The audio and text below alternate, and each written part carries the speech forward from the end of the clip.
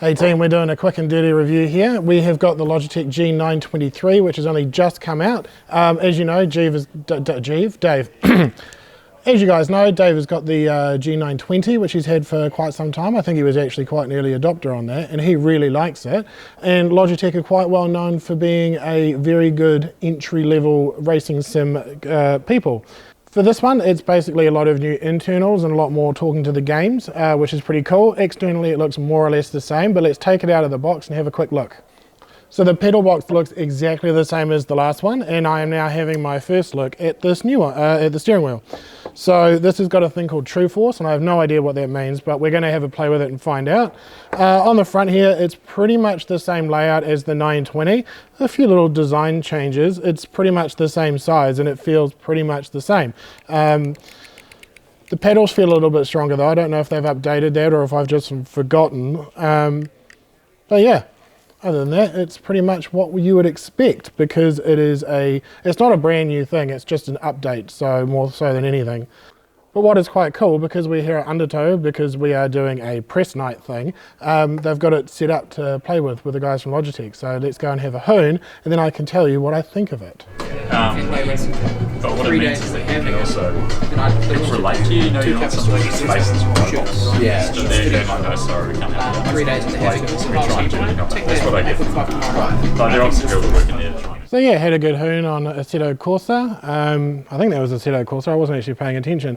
But the wheel was pretty good. It was unfortunate that the wheel was set up on that big dangly thing, because it made it a bit unstable, so it was a bit hard to tell.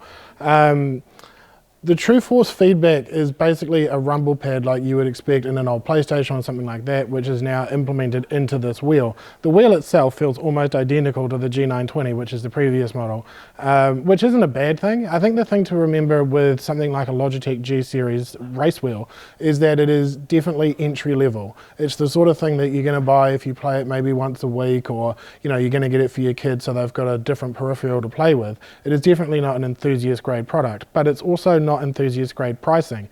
Actually, they reduced the pricing from $8.99 down to $6.49, that's New Zealand money, upon release, because they realised that they were pricing themselves out of the entry-level market, which is a good thing. If you want to talk comparisons, something like a T300 from, who makes the T300? You should know. Thrustmaster make the T300, and that's a great wheel, and that's only $1,100 for the equivalency without the add-ons. I would expect that Logitech are going to be adding a gear shift similar to the old one, which wasn't bad. Again, it was entry level. It's actually not an unreasonable idea if you're playing something like Truck Simulator, because you're not looking for a massive wheel, and you've got the gearbox that can actually have accessories put on it later to get a splitter box and stuff like that installed, and they're about $150. So overall, I think that it's basically a very sensible lineage from what the G920 was. I would say, if anything, the price could come down a little bit, maybe 5 to 10%, just to keep it in line with where the older stuff was. But if you're familiar with the G920, it's basically the same experience with a rumble pad. So I'm not mad at it. It is what it is. It's entry level, and as long as you know that going in, it's a good thing. So yeah, thanks for watching, and we'll see you next time. Cheers.